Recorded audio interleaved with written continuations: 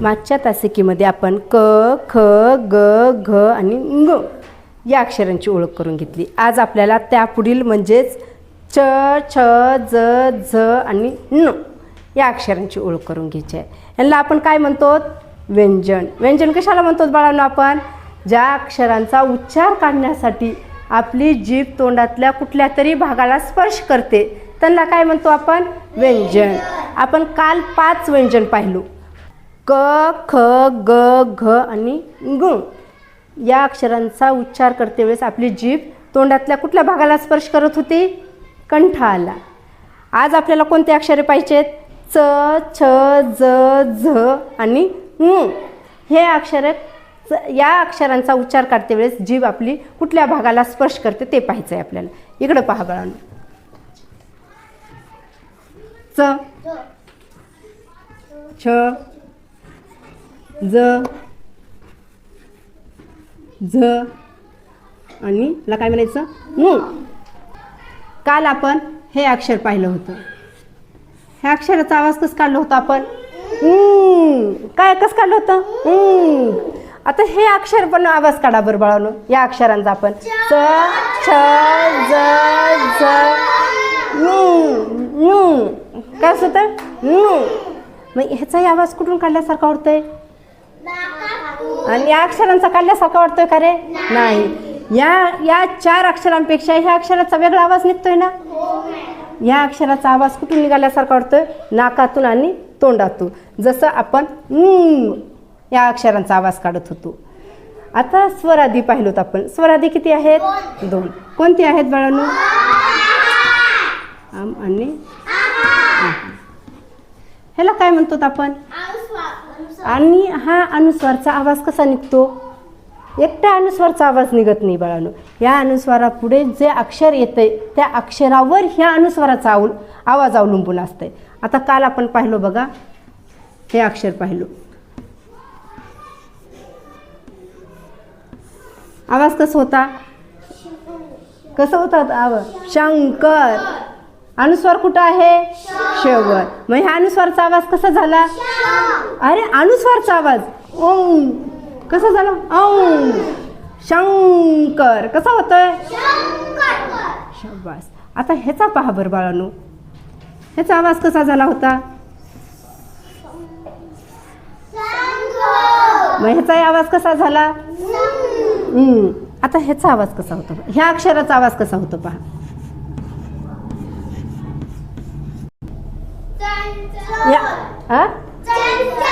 मग ह्या अनुस्वारचा आवाज कुठून काढल्यासारखा वाटतोय बघा?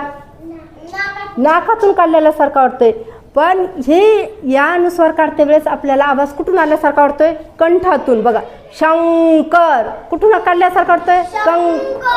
कंठातून काढल्यासारखा वाटतोय. पण आता चंचल ह्या अनुस्वारचा आवाज कंठातून काढल्यासारखा वाटतोय का? नाही वाटतोय का बाळांनो? नाही. चंचल कुठून काढल्यासारखा वाटतोय? इथंच तोंडातल्याच भागातल्या, तोंडातल्या वरच्या भागाला जीभ चिटकते त्याच भागाला आपण काय म्हणतो? टाळू म्हणतो. काय म्हणतो? टाळू. आता टाळू तुम्ही पाहिलात, लहान मुलांना पाहिलात. लहान मुलांना त्यांची आई मम्मी इथं तेल टाकून मागते बघा. आणि ह्या भागाला पण आपण काय म्हणतो? टाळू म्हणतो. आणि ह्याच्याच आतल्या मधल्याच भागाला इथं काय म्हणतात?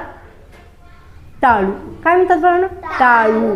मग इथंच स्पर्श होऊन ह्या अक्षरांचा आवाज निघतो. इथं स्पर्श आपल्या जिभेचा इथं स्पर्श होतो आणि ह्या अक्षरांचा आवाज निघतो. च, छ, ज, झ आणि ङ.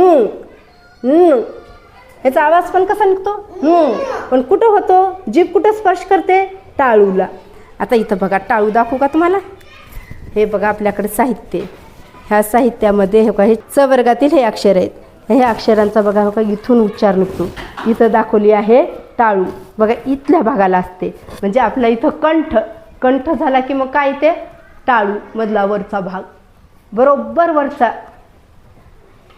इथल्या भागाला काय म्हणायचं? टाळू म्हणायचं. आणि इथून या अक्षरांचा आवाज होतो. च. आता हे अक्षर वाचा बाळांनो.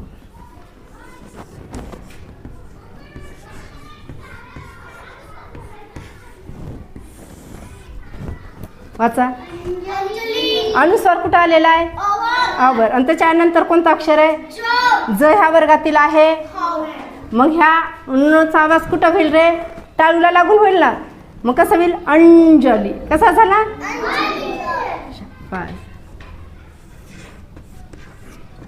हे वाचा. काय होतंय? समजलं? आता हे शब्द, आता हे वाक्य वाचा बरोबर.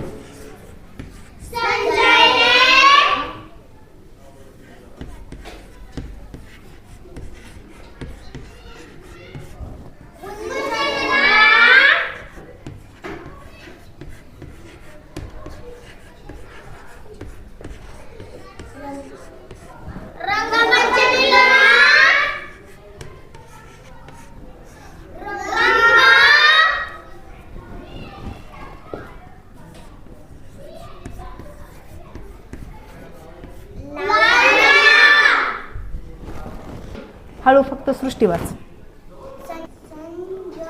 याने. हा.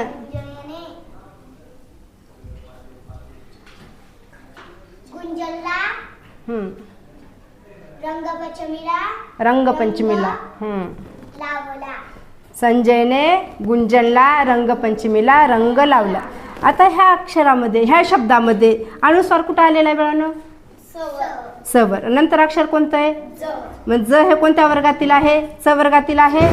मग ह्या अनुस्वारचा आवाज कुठून होईल? कुठं जीभ लागेल आपली? टाळूला. संजय. पण आता इथं बघा, अनुस्वार कुठे आहे बाळांनो? रच्या नंतर कोणता अक्षर आहे? ग ह्या वर्गातील आहे. मग ते कोणत्या वर्गातील आहे? क वर्गातील. मग त्याचा आवाज काय होईल? काय होईल? मग काय होईल? रंग. समजलेलं? जेव्हा क वर्गातील अक्षर त्या अनुस्वारच्या पुढे येईल तेव्हा आवाज कुठून काढायचे? कंठातून त्या अनुस्वारचा. आणि जेव्हा त्या अनुस्वारच्या पुढचे अक्षर हे च वर्गात येईल तेव्हा त्या च चा आवाज कुठून निघेल बाळांनो? टाळूपासून. कुठून निघेल? टाळूला. जीभ कुठं स्पर्श करेल? टाळूला. आता इथं पहा, आता हे अक्षर म्हणते वेळेस बघा, च, छ, ज, झ, य. आता हेच अक्षर च, छ, ज, झ वेगळं म्हणल्यासारखं वाटलेलं का रे? नाही. आता एक पहा, दत्तरास तिकडे जा आणि दत्तरास तिकडं जा. जा म्हणलेलं वेगळं वाटलं का नाही? एकदा काय म्हणले मी? जा. आणि एकदा काय म्हणलं? जा. वेगळं वाटतंय. एकदा मी कुठून बोलले? जा. हे कुठून बोलले? आवाज जीभ कुठं स्पर्श होते बघा. आता जा म्हणते वेळेस टाळूला आणि जा म्हणते वेळेस दाताजवळ स्पर्श होते. म्हणजे ह्या अक्षरांचा आवाज काढते वेळेस जीभ दोन जागी, म्हणजे दोन अर्थाने आपल्याला शब्दांचे उच्चार भेटतात बाळांनो. आता जग आणि जग म्हणतो. जग म्हणजे काय रे? पाण्याचा जग. त्याला काय म्हणतो आपण? जग. मग जग म्हणते वेळेस, पाण्याचा जग म्हणते वेळेस आपली जीभ कुठं लागते? टाळूला लागते. आणि जग म्हणते वेळेस दाताजवळ लागते. कुठे लागते? दाताजवळ. पण ह्या जगचा अर्थ पाण्याचा जग होईल का रे? नाही होणार पाण्याचा जग. तर ह्याचा अर्थ काय होतो? जग म्हणजे तू जिवंत राहा. जग. सृष्टी छान जग म्हणजे छान राहा. आणखी बघा, आपली आजी असं माळ जपते तेव्हा आपण काय म्हणतो? जप म्हणतो. आणि आपण कुठंतरी गावाला ते चालत तर आपले आजी आजोबा मोठे माणसं काय म्हणतात? जपून जा बाळा. किंवा आपण छोट्या भावाला आपल्यासोबत घेऊन जात असलं तर त्याला जपून घेऊन जा आणि जपून घेऊन ये म्हणतात. तेव्हा जपून म्हणतात का रे? जपून म्हणतो. म्हणजे हा जप. जेव्हा बाळाला सांभाळून घेऊन जा म्हणतात तेव्हा ह्याचा आवाज कुठून होतो? जप. कुठून होण्यासारखा वाटतो? दाताजवळ. आणि जेव्हा आपली आजी जप करते तेव्हा कुठून झाल्यासारखा होतोय? टाळूजवळ झालं. बघा, शब्द सारखेच आहेत. उच्चार स्थान बदललं की त्यांचा अर्थ बदलतोय ना. म्हणून हे लक्षात घ्यायचे तुम्हाला. आपली जीभ तोंडातल्या कुठल्या भागाला स्पर्श करते आणि त्यांचा कसा आवाज निघतो ते तुम्हाला छान ऐकायला शिकायचे, लक्ष देऊन. आता चहा म्हणतो आपण. चहा म्हणतो का चहा म्हणतो रे? मग जीभ कुठं लागते? टाळूला लागते. आपण आपल्या शाळेमध्ये चापे मॅडम आहेत. चापे मॅडम म्हणतो का चापे मॅडम म्हणतो आपण? जीभ कुठं लागलेली आहे? दाताजवळ लागते. कुठे लागते? दाताजवळ लागते. चापे म्हणते. आता आपल्या शाळेमध्ये जाधव सर पण आहेत. आपण जाधव सर म्हणतो का जाधव सर म्हणतो रे? जाधव. मग जीभ कुठं लागते? दाताजवळच लागते. समजलं नाही हे? आणि चिमणी म्हणते वेळेस चिमणी. समजलंय? आता काय करायचं बाळांनो, तुम्ही 2 लाईनची वही काढायची. 2 लाईनच्या वहीवर हे सर्व लिहून घ्यायचं. पण लिहायचं कसं? वाचत वाचत लिहायचं तर आहेच, पण समजून घेऊन लिहायचं की अनुस्वारच्या नंतर कोणता अक्षर आहे आणि ह्या अनुस्वारचा आवाज म्हणजे आवाज काढते वेळेस आपली जीभ तोंडातल्या कुठल्या भागाला स्पर्श करते ते.